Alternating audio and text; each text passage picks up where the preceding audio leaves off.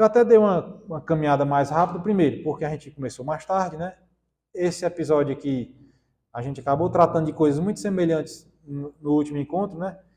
E eu achei uma boa oportunidade da gente dar uma olhada nesse texto aqui, que é um sermão do Padre Antônio Vieira, que eu já tinha referido aqui alguma vez também, em algum dos nossos encontros, por cima, mas aqui eu separei alguns trechos para a gente ver. Que o Padre Antônio Vieira, ele fez esse sermão aqui, ó, Sermão das Lágrimas de São Pedro, que ele pregou na Catedral de Lisboa no ano de 1669, segunda-feira da Semana Santa na Catedral. Então, assim, ele pegou esse trechozinho aí, que tem dizendo aí, Pedro saindo, chorou amargamente. Pegou esse trecho e fez um sermãozão. Está umas 40 páginas, certo? Aí, então, não, mas eu não vou ler todas as 40 páginas, certo? Eu separei só alguns trechos, né, para a gente ver primeiro. Olha, deve ter sido umas 2 horas esse sermão aqui do Padre Antônio Vieira, né?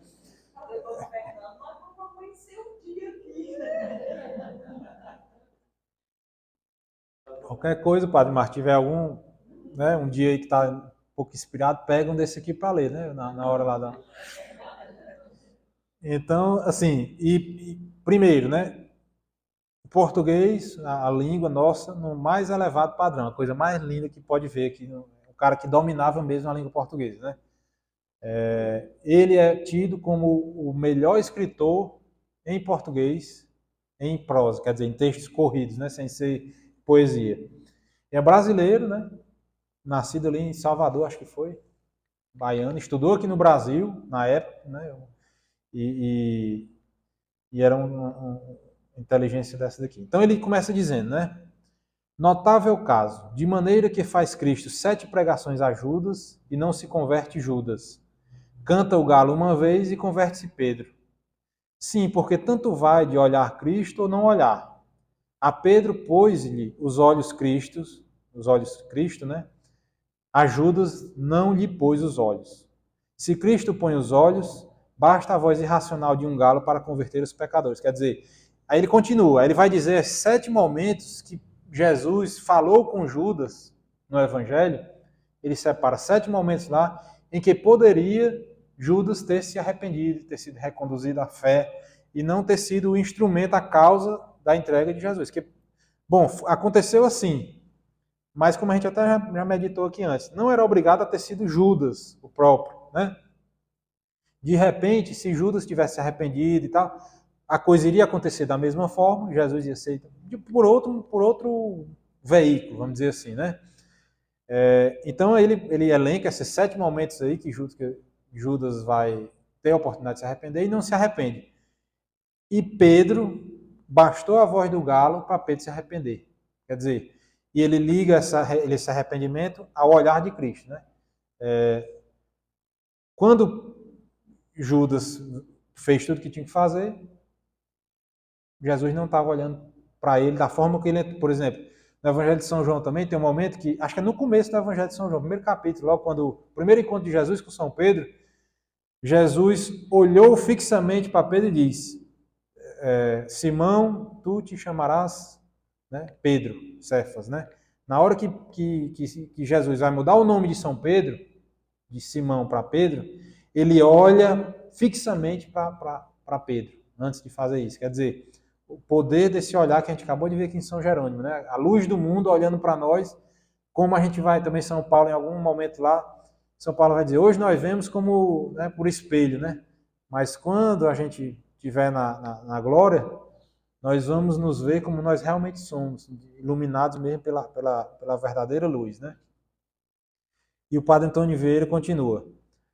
As mais bem-nascidas lágrimas que nunca se choraram no mundo foram as de São Pedro, porque tiveram seu nascimento nos olhos de Cristo. Nos olhos de Cristo nasceram, dos olhos de Pedro manaram. A origem era oculta, porque tinham as fontes nos olhos de Cristo. As correntes eram públicas, porque manavam dos olhos de Pedro. Manar é correr, né? O rio manar é correr, fluir, né? Quer dizer, ele diz aqui que as lágrimas de Pedro começaram nos olhos de Cristo, né? No momento em que aquele olhar se cruzou com o de Pedro, que penetrou na sua alma, né? É que as lágrimas começaram a correr, né? Aí o padre Antônio Vieira vai dizer: para o dilúvio universal, diz o texto sagrado, que se abriram as janelas do céu e se romperam as fontes dos abismos.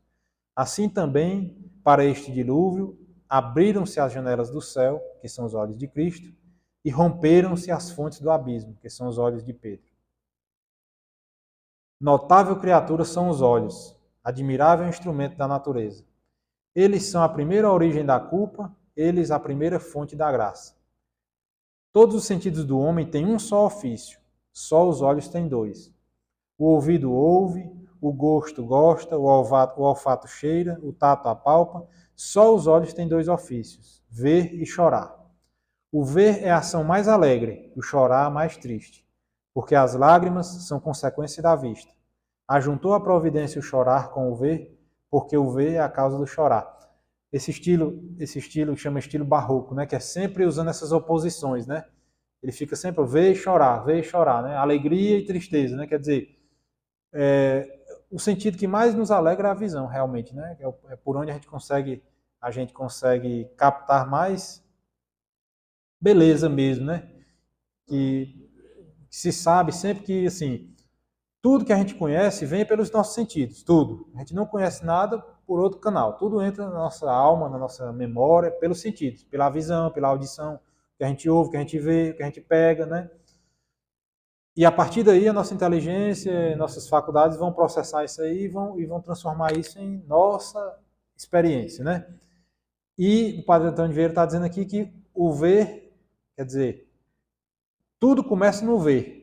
As coisas boas, né? As coisas mais alegres, quando você vê uma celebração de uma missa, você vê uma procissão, quando você vê alguém se convertendo, quando você vê várias coisas boas, aquilo lhe dá muita alegria. E também é o começo de tudo de ruim que pode acontecer, né? Quando a gente vê uma mulher bonita, a gente se inclina para o pecado da luxúria.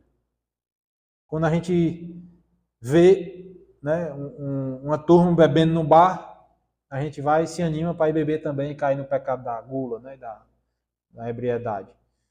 Quando a gente vê, sei lá, alguém fazendo alguma coisa que a gente discorda, a gente vai e se inclina para se irar, para agredir, para brigar, né, para falar mal.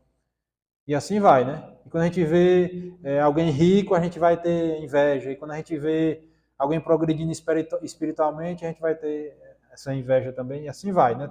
Tudo começa do ver. É isso que o padre Antônio Vieira está nos relatando aqui. Porque a visão é o sentido mais potente, né? Que nos traz mais informações. E ele continua, né? Só os olhos racionais choram. Põem-se os olhos a ver uma parte e a outra, e depois põem-se a chorar porque viram. O chorar é o lastimoso fim do ver, e o ver é o triste princípio do chorar. Do ver segue-se o pecar, do pecar segue-se o chorar, e por isso o chorar é consequência do ver. Depois que Eva e Adão pecaram, diz o texto que a ambos se lhes abriram os olhos. Se viam e tinham os olhos abertos, como diz o texto que se lhes abriram os olhos? Abriram-se-lhes para começar a chorar, porque até ali não tinham chorado. Bonito, né? Muito bonito isso aqui. Quer dizer, eles viam, né? Tinha tudo perfeito, né? Aliás, viam até melhor do que nós, que não tinha nenhum. Tudo que eles viam era entendido de forma mais perfeita, né? Mas quando lhes abriram os olhos agora, depois do pecado, é para que eles começassem a chorar. E aí eles choraram mesmo para valer, né? Choraram para valer, e nós também. Lede as Escrituras e achareis que em todos os pecados do corpo e da alma são cúmplices os olhos. Pecou a alma, os olhos são os culpados. E pois os olhos pecam em todos os pecados, vendo que muito é que paguem em todo por todos chorando. Quer dizer, se através dos olhos a gente peca, não é injusto que eles mesmos paguem, né? Que a gente chore por eles, né? Pois esses olhos foram a fonte do pecado, sejam também a fonte da contrição. Pois esses foram a fonte da culpa, sejam também a fonte da penitência. Basicamente essa dinâmica aqui de São Pedro, né, que a gente acabou de ver, né? Se a língua foi quem pecou, por que foram os olhos que pagaram o pecado? Por que não condenou São Pedro a língua a perpétuo silêncio, senão os olhos a perpétuas lágrimas? Porque ainda que a língua foi a que pronunciou as palavras, os olhos foram os primeiros culpados pelas negações. Quer dizer, aí ele já está misturando dois sentidos, né? O sentido da visão e o sentido da... Ele coloca a língua aqui, que é o órgão do paladar, né? Tá? E é o órgão responsável pela fala, né? Então, Pedro falou, negou lá, gritando e praguejando, daquele jeito lá, mas ele diz que a raiz de tudo isso foi porque ele viu, né? Negou porque quis ver, porque se não quisera ver, não negara. Pois ainda que a língua foi um instrumento da negação, castiguem-se os olhos que foram a causa. Se os olhos não foram curiosos para ver, não fora a língua fraca para negar. Quer dizer, aquele trechinho, aquele pedacinho do versículo que diz lá, Pedro ficou lá para ver o fim, né? Quer dizer, aquela curiosidade. Se os olhos não tivessem sido curiosos para ver, a língua não teria sido fraca para pecar, né? Isso tudo a gente vê Pedro fazendo e a gente vai, né? Isso aqui é para ler um sermão desse aqui, olhando para o que é que eu olho e termino falando, né? Termino negando, né?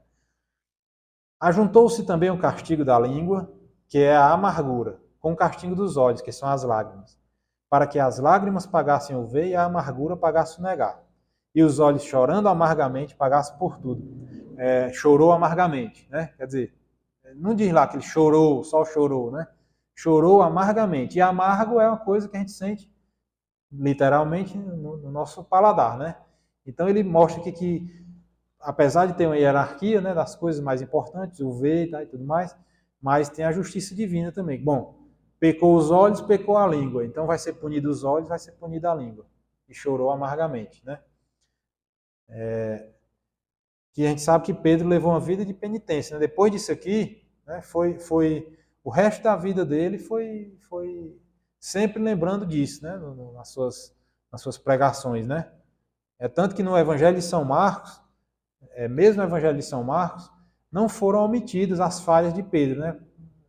Aliás, eu acho que no Evangelho de São Marcos são até mais evidentes essas falhas de São Pedro, né? Que o Evangelho de São Marcos é a pregação de próprio Pedro em Roma, né?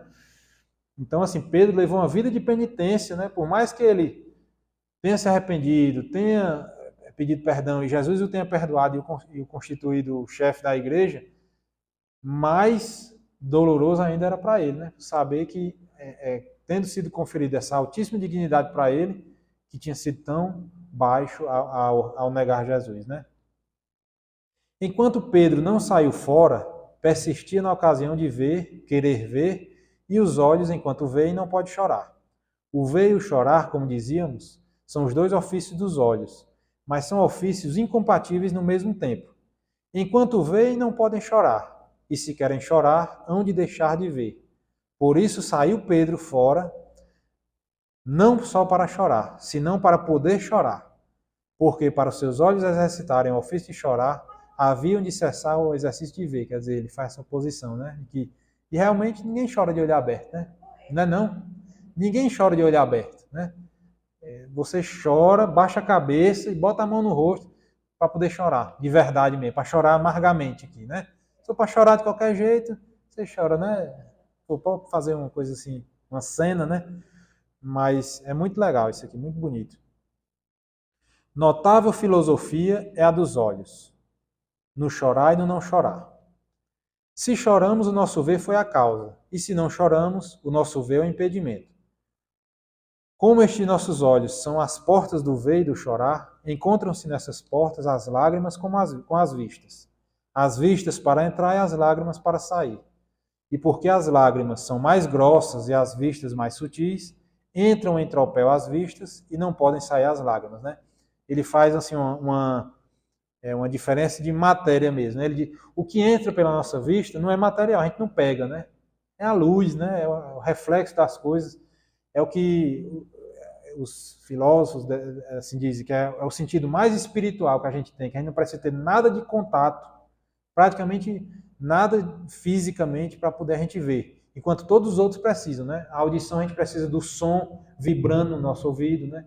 A língua precisa encostar na comida, o tato você precisa pegar nas coisas, tocar, né? E o olho não. O olho você vê à distância sem nenhum contato físico. Não? Então é o órgão que é tido como mais espiritual, né?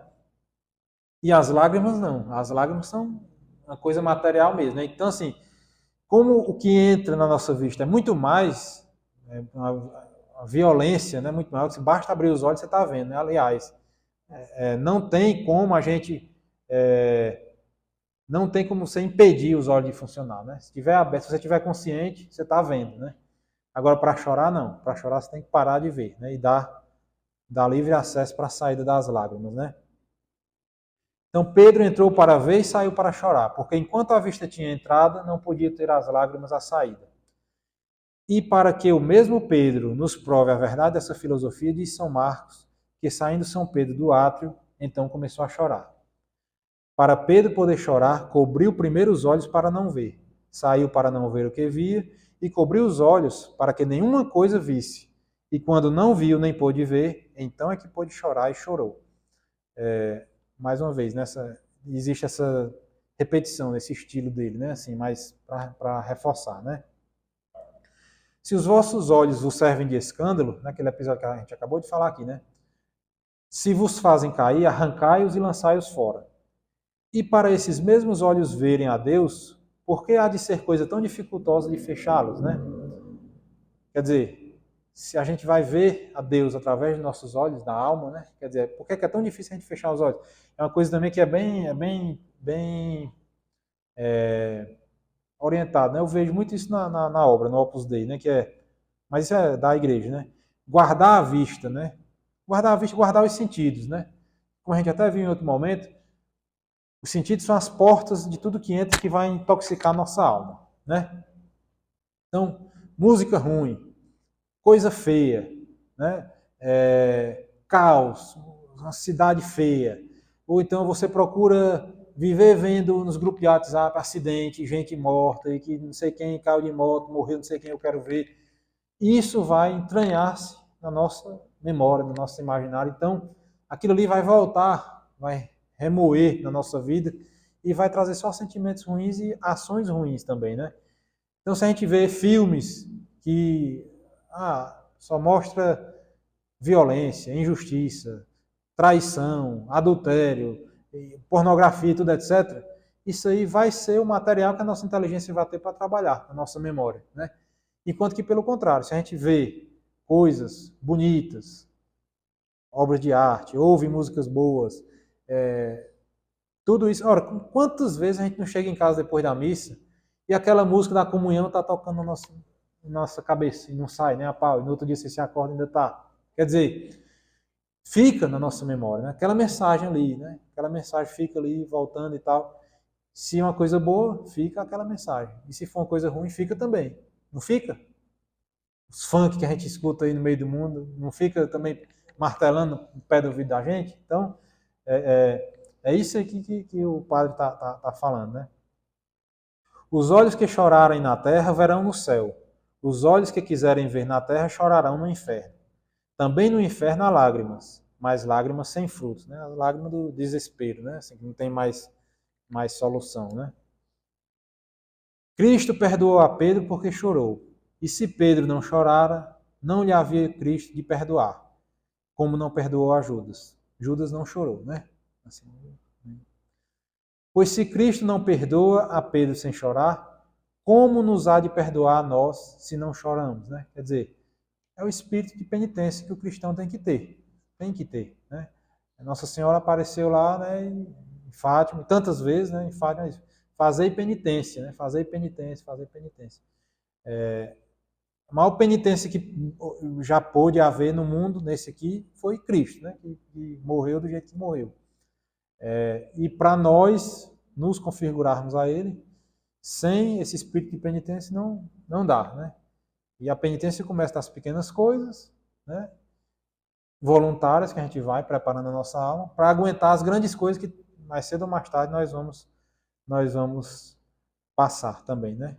Então, foi esses trechos aqui que eu selecionei, não fui, como eu disse, são acho que é umas 40 páginas o sermão, mas é todo assim é muito bonito, sabe? Muito bonito. Aí ele bota outros episódios lá do Antigo Testamento, ele é muito um conhecedor, né, do Antigo Testamento, então ele vai fazendo essas relações e vale a pena ler ler e refletir, né?